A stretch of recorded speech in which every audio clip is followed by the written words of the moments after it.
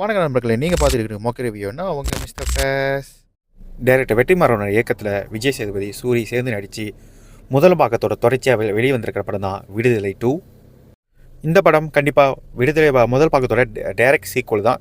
So கண்டிப்பாக இந்த படம் பார்க்குறதுக்கு முன்னுக்கு விடுதலை முதல் பாகத்தை முடிஞ்சால் இல்லை கன்ஃபார்மாகவே பார்த்துட்டு வந்துடுங்க. ஏன்னா உங்களுக்கு இந்த ஸ்டோரியை ஃபாலோ பண்ணுறதுக்கு கொஞ்சம் வசதியாக இருக்கும். பார்க்காம போய் பார்த்தீங்கன்னா அட்லீஸ்ட் மேபி உங்களுக்கு நிறைய கன்ஃபியூஷனை ஏற்படுத்த வாய்ப்பு இருக்குது. ஸோ முடிஞ்சால் முதல் பாகத்தை கண்டிப்பாக பார்த்துருங்க. டைம் வேஸ்ட் பண்ணாமல் வீடியோக்குள்ளே போயிடலாம். வீடியோக்குள்ளே போகிறதுக்கு முன்னாடி மறக்காமல் சேனலை சப்ஸ்கிரைப் பண்ணிடுங்க, பெல் பட்டனையும் அமைக்கிங்க, நேரத்துக்கு அப்டேட் வந்துடும். அதே போல் சேனலை லைக் பண்ணி வீடியோ கடைசி வரைக்கும் பார்த்து சப்போர்ட் பண்ணுங்கள்.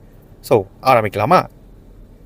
ஸோ இந்த படத்தோட பாசிட்டிவ் பொறுத்த வரைக்கும் கண்டிப்பாக பெர்ஃபார்மன்ஸ் தான். பெர்ஃபார்மன்ஸாக சொல்லியே ஆகணும், முக்கியமாக விஜய் சேதுபதி.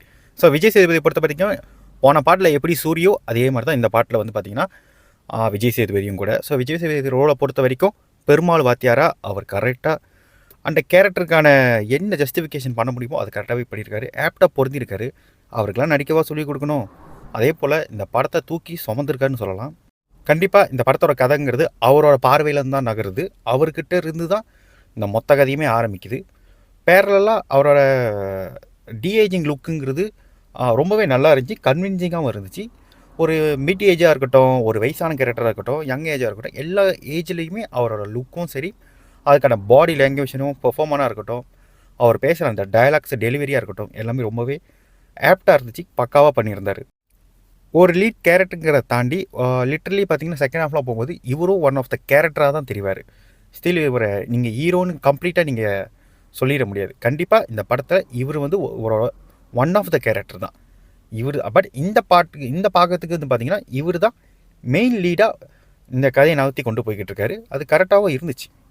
ஏன் இவருக்கு பேராக வந்த மஞ்சு வாரியர் பார்த்தீங்கன்னா அவங்க படம் ஃபுல்லாக வருவாங்க சொல்ல முடியாது. பர்டிகுலராக ஒரு சில சீன்ஸ் மட்டும் தான் அவங்க வருவாங்க. பட் கதைக்கு தேவையான இடத்துல மட்டும் தான் அவங்க யூஸ் பண்ணியிருக்காங்க. ஏன்னா அவங்க பெர்ஃபார்மன்ஸ் ஒன்றும் வேஸ்ட் பண்ணலை. அவங்களுக்கான ஜஸ்டிஃபிகேஷனும் கண்டிப்பாக இருக்க தான் செய்யுது. ஸோ அவங்களோட கேரக்டர் ரொம்பவே நல்லா இருந்துச்சு. அண்ட் விஜய் சேதுபதி சார் கூட கொஞ்சம் ஆப்டாகவும் இருந்துச்சு. சேம் டைம் அந்த கெமிஸ்ட்ரி கொஞ்சம் நல்லா ஒர்க் ஆனிச்சின்னு சொல்லலாம். அண்ட் சூரிய பொறுத்த வரைக்கும் பார்த்தீங்கன்னா அவர் இந்த படத்தில் கம்மியாக தான் வருவார். கண்டிப்பாக கரண்ட் பொசிஷனில் மட்டும் தான் அவர் இருப்பார். ஃப்ளாஷ்பேக் பொசிஷனில் கண்டிப்பாக இருக்க மாட்டார். கிட்டத்தட்ட இந்த படத்தில் அவர் ஒரு 30% கண்டிப்பாக அவரோட அப்பியரன்ஸ் இருக்குது. இந்த படம் வந்து கண்டிப்பாக விஜய் சேதுபதிக்கு அப்புறம் அவரோட ஷோல்டரில் தான் போய் நிற்கும். பட் அவருக்கான கேரக்டர் ஜஸ்டிஃபிகேஷனுங்கன்னு ஒன்று இருக்குது. படத்தில் அவர் ஒன்று பண்ணியிருக்காரு. நீங்கள் பாருங்கள், இந்த படம் பார்க்கும்போது உங்களுக்கு தெரியும். கண்டிப்பாக அவரோட கேரக்டருங்கிறது எப்படி போன பாகத்தில் பேசப்பட்டுச்சோ இந்த பாகத்திலும் கண்டிப்பாக பேசப்படும். ஏன் இதை தாண்டி ஆக்டர் தமிழாக இருக்கட்டும், சேத்தனாக இருக்கட்டும், அனுராக் கேஷா பார்த்தீங்கன்னா ஒரு சின்னதாக ஒரு கேமியோ பண்ணியிருக்காரு. இன்னும் நிறைய சீனியர் ஆக்டர் நடிச்சிருக்காங்க. எல்லாருமே அவங்களோட பெர்ஃபார்மனை அவங்களோட ரோலை பக்காவாக பண்ணி கொடுத்துருக்காங்க. இந்த ஜியோகிராஃபிக்கல் இந்த கதைக்கு ஏற்ற மாதிரி அவங்களோட ரோலை எந்த ஒரு இடத்துலையுமே முகம் சுளிக்காத அளவுக்கு பக்காவாக பண்ணிட்டாங்க. எந்த ஒரு இடத்துலையுமே நடிப்பாக இல்லாமல் அந்த கேரக்டராக அவங்க வாழ்ந்ததுங்கிறது ரொம்பவே நல்லா இருந்துச்சு. ஒவ்வொரு கேரக்டரும் நல்லாவே எழுதப்பட்டிருக்கு. அது ரொம்பவே நல்ல விஷயம்.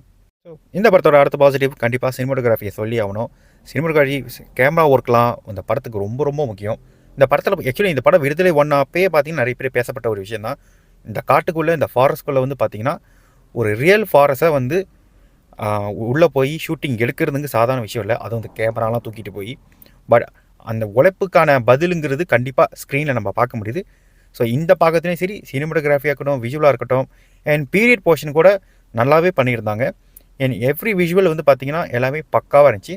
ஒரு தியேட்டர் மெட்டீரியலாக பக்காவாக டெலிவரி ஆனிச்சு. ஒரு நல்ல ஒரு எக்ஸ்பீரியன்ஸ் கொடுக்குற படமாக அமைஞ்சதுங்கிறது ரொம்பவே நல்லா இருந்துச்சு. முக்கியமாக இந்த படத்தோட இந்த ஃபாரஸ்ட் ஜியோகிராஃபிங்கிறது ரொம்பவே முக்கியம். இந்த ஃபாரஸ்ட் ஜியோகிராஃபிங்கிறது அந்த காடுங்கிறது எவ்வளோ பெருசுங்கிறத போன பாகத்தில் காமிச்சிட்டாங்க. அந்த காட்டுக்குள்ளே என்னென்ன அந்த காடுங்கிறது எவ்வளோ பெருசு, அந்த காட்டுக்குள்ளே என்னென்ன இருக்குங்கிறத வந்து இந்த படத்துலேயும் அங்கங்கே டச் பண்ணதுங்கிறது நல்லாவே இருந்துச்சு. ஏன்னா அந்த ஃபாரஸ்ட் ஜியோகிராஃபியை வந்து பக்காவாக ப்ளே பண்ணியிருந்தாங்க. இதுலேயும் அந்த ஆக்சுவலி மொத்த படத்தையும் பார்த்திங்கன்னா அந்த காடு தான் மிகப்பெரிய ரோல் ப்ளே பண்ணுது.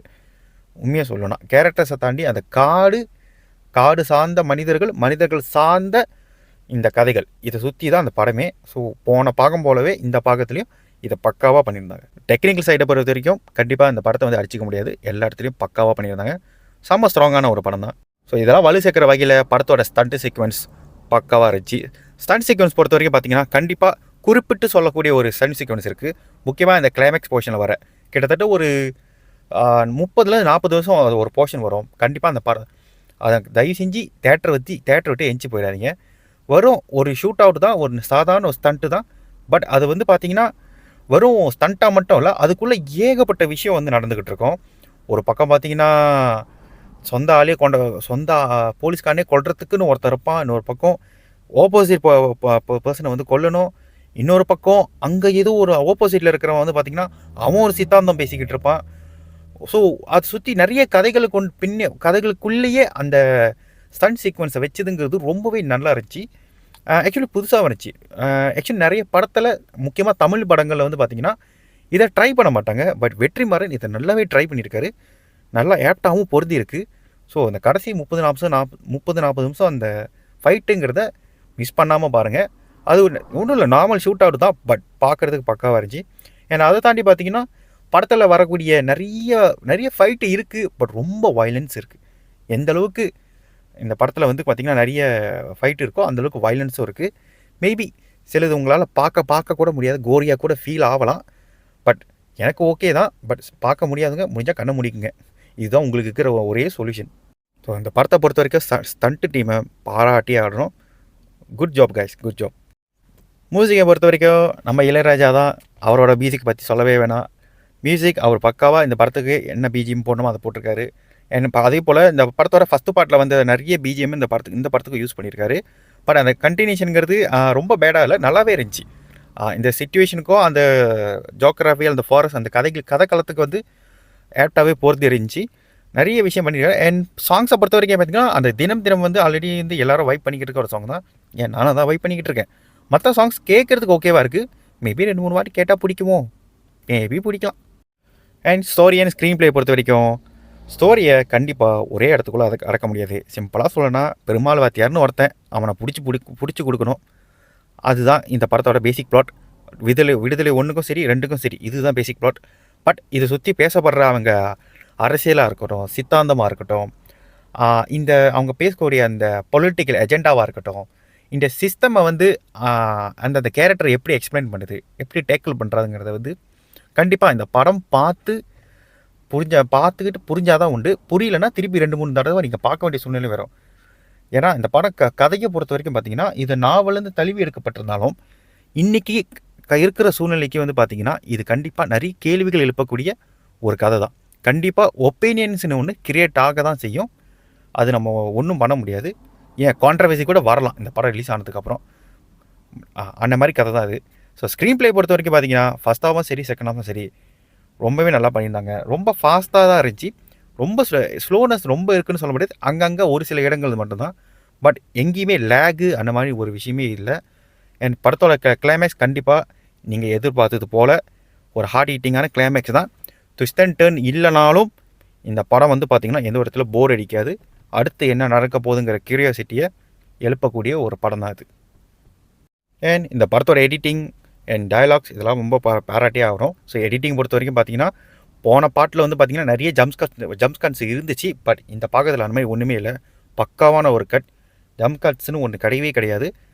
கரெக்டான ஒரு அந்த கதைக்கு தேவையான கனெக்டிவிட்டிங்கிறத பக்காவாக கொடுத்துருத்தாங்க.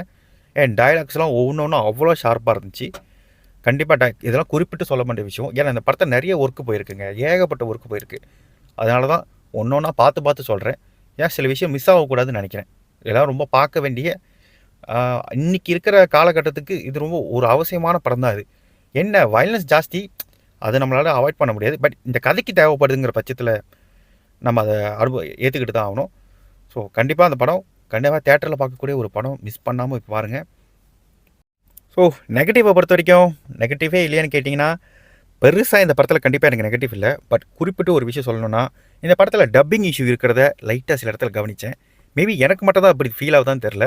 சில டயலாக்லாம் சிங்க் இல்லாமல் போகுதோ அப்படின்னு தெரியும். ரொம்ப எல்லா இடத்துலையும் இல்லைனா ஒரு சில இடங்களில் கண்டிப்பாக இருக்குங்கிற அந்த டப்பிங் பிரச்சனை இருக்குங்கிறது லைட்டாக கவனிக்க முடிஞ்சுது. மேபி எனக்கு அது தெரியுதா உண்மையாலே அது இருக்கான்னு எனக்கு ஷோராக தெரில. பட் நான் நெகட்டிவில் இது முக்கியமாக சொல்கிறேன். யாராவது நோட் பண்ணியிருந்தீங்கன்னா கண்டிப்பாக கமெண்ட் பாக்ஸில் சொல்லுங்கள். அண்ட் அதே போல் இந்த படம் எல்லாருக்குமான படமும் கிடையாது. அதே சமயத்தில் இந்த படம் எல்லாருக்கும் பிடிக்குமா கேட்டால் அதுவும் டவுட்டு தான் சொல்லுவேன். ஏன்னா இந்த படம் பேசுகிற அரசியலாக இருக்கட்டும், சித்தாந்தமாக இருக்கட்டும், கண்டிப்பாக சில பேருக்கு பிடிக்காம போகலாம், சில பேருக்கு புரியாமல் கூட போகலாம். ஸோ எல்லாமே வாய்ப்பு இருக்குது. இது ஒரு கான்ட்ரவர்சி கிரியேட் பண்ண கூட சான்ஸ் இருக்குது. ஸோ என்ன வேணால் இருக்கலாம். பட் படமாக கேட்டிங்கன்னா கண்டிப்பாக ஒரு நல்ல படம் தான். ஒரு நல்ல அனுபவத்தை கொடுக்கக்கூடிய ஒரு படமாக அமைஞ்சிருக்கு. ஓவரால் படம் எப்படி இருக்குன்னு கேட்டிங்கன்னா கண்டிப்பாக வெற்றிமாறன்கிட்டேருந்து ஒரு தரமான ஒரு இன்னொரு படம் வந்திருக்கு.